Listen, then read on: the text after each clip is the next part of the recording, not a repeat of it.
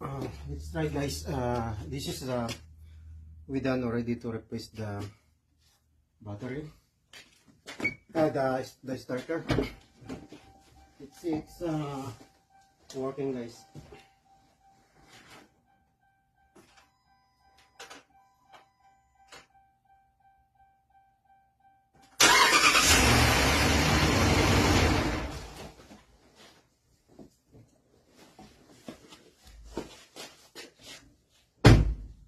So yeah, no problem for the startup for now. So for the car, so that's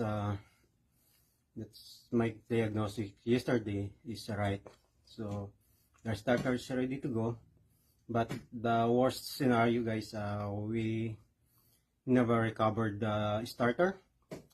We replaced it